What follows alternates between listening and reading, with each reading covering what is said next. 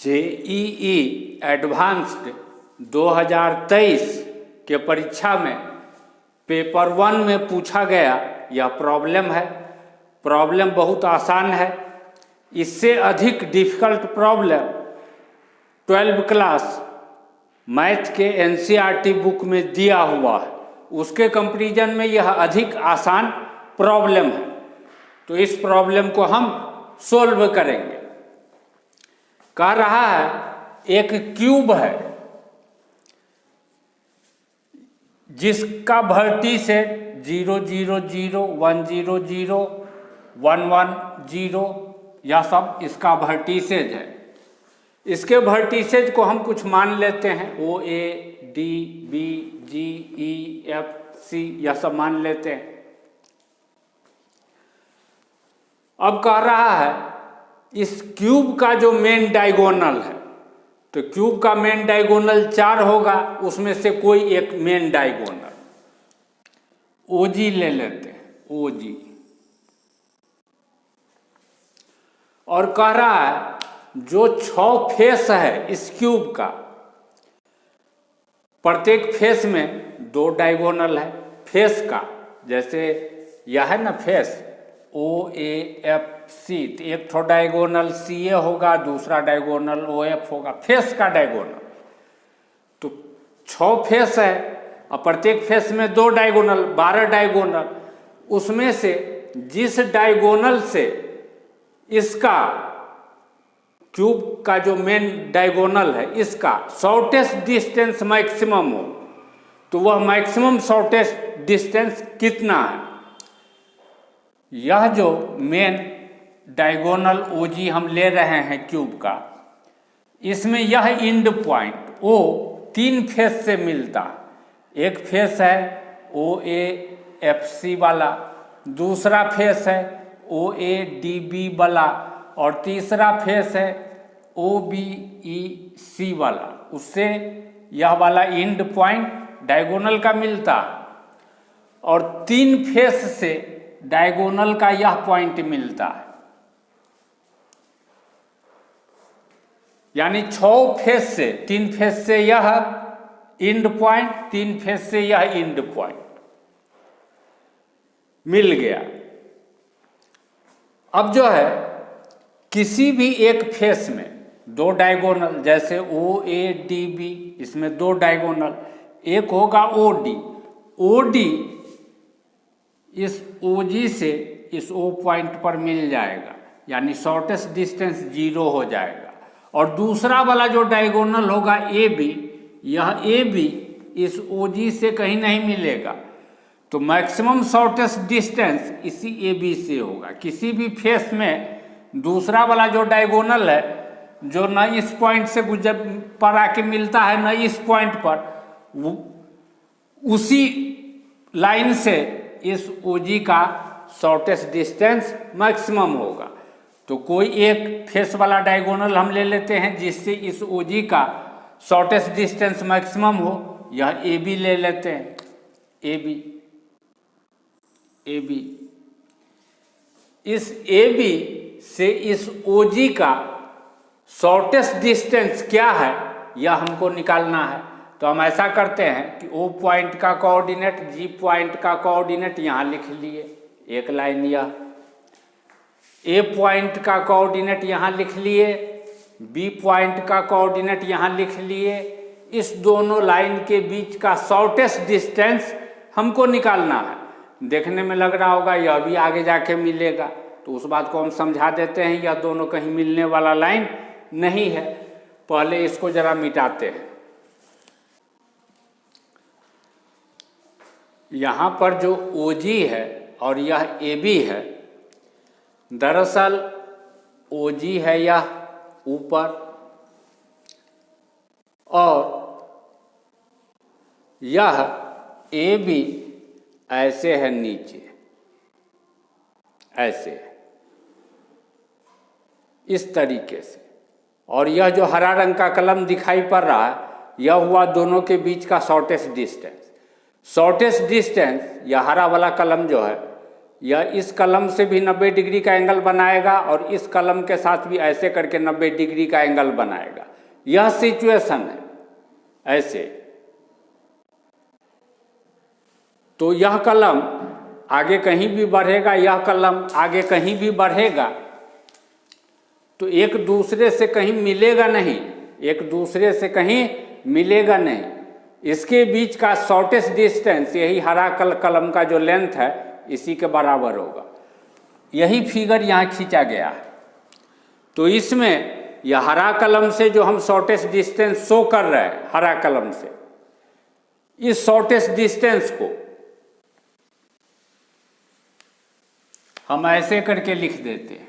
और यह बात तो समझ में आ रहा होगा कि यह शॉर्टेस्ट डिस्टेंस इसके साथ भी 90 डिग्री का एंगल बनाएगा और इसके साथ भी 90 डिग्री का एंगल बनाएगा।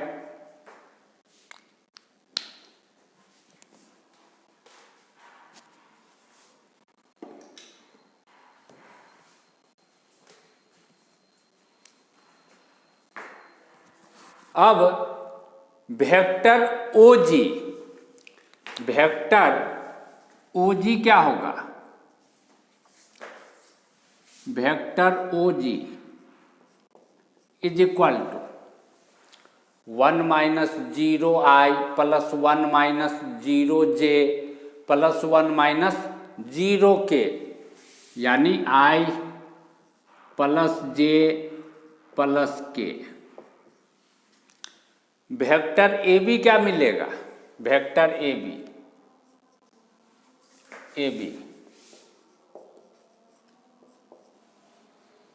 वेक्टर AB मिलेगा 0 माइनस 1i यानी माइनस i, 1 माइनस 0j यानी प्लस j, और 0 माइनस 0 के लिखने का जरूरत नहीं है।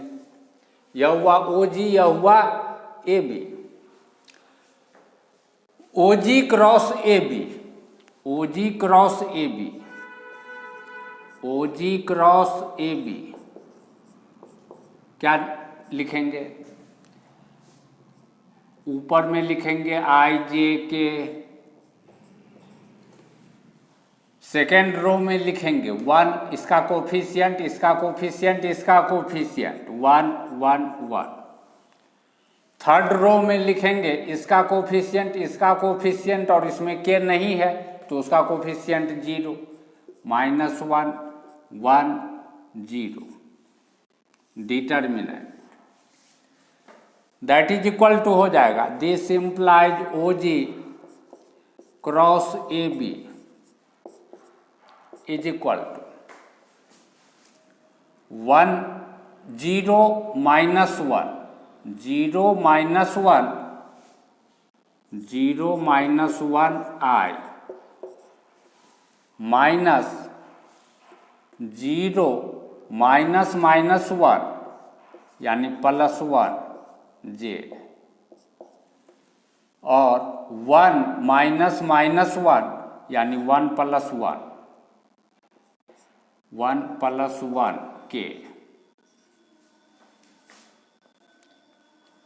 यानी कहने का मतलब हमको मिल रहा है OG cross AB, OG cross AB is equal to minus i cap minus j cap plus 2k cap. यह OG क्रॉस AB एक वेक्टर मिलेगा, OG क्रॉस AB, OG से AB के तरफ चलेंगे तो मतलब यह अगर इससे इधर रहे, यह इसके इधर रहे तो OG क्रॉस AB ऐसे ऊपर के तरफ मिलेगा, कोई एक वेक्टर मिलेगा OG क्रॉस AB, और इसके डायरेक्शन में, इस डायरेक्शन में एक यूनिट मैग्नीट्यूड के वेक्टर को यदि हम n मान लें, n कैप, तो n कैप क्या होगा? n cap is equal to OG cross AB by OG cross A B का mod that is equal to O G cross A B यहाँ दिया हुआ है माइनस आई कैप माइनस जे कैप प्लस 2k कैप, और O G cross A B का mod यानी इसका mod कितना मिलेगा, एक जोड़ -1 का स्क्वायर एक जोड़, फिर -1 का स्क्वायर एक जोड़, फिर 2 का square 4, that is equal to minus I cap minus J cap plus 2k cap by √6। यह क्या मिल रहा है, एन कैप यानी एन कैप हमको मिला, n cap is equal to minus I cap minus J cap plus 2k cap by √6।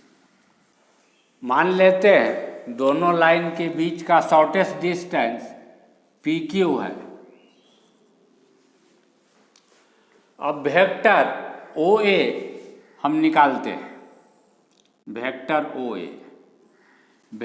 OA क्या मिलेगा, vector OA is equal to 1 minus 0i plus 0 minus 0j plus 0 minus 0k यानी finally i।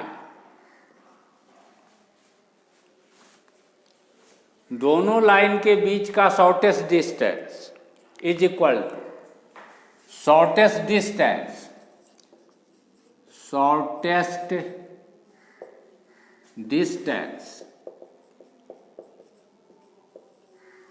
Is equal to projection of OA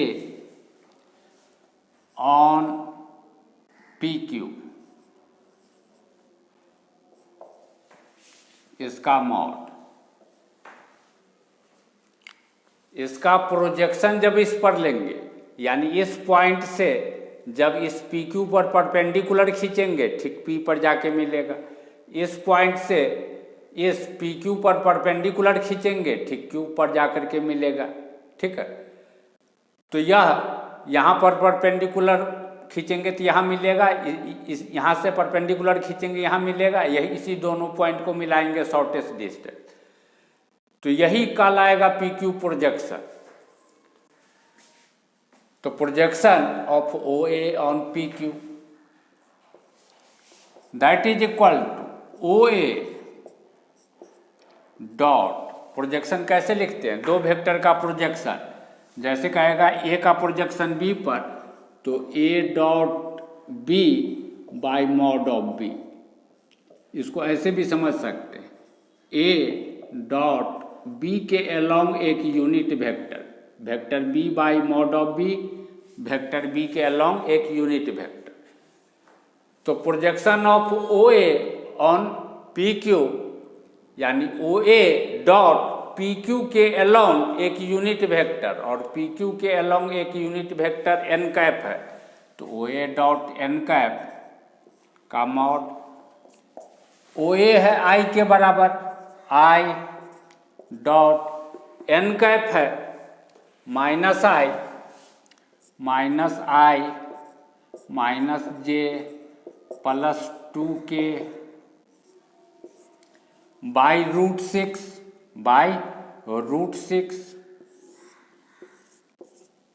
mod that is equal to, dot product करेंगे, यह I dot minus I -1, J और K तो है नहीं, वह सब खत्म हो जाएगा, बाई √6 का mod that is equal to 1/√6 हो गया। इस दोनों के बीच का शॉर्टेस्ट डिस्टेंस निकल गया, यही हुआ 1/√6।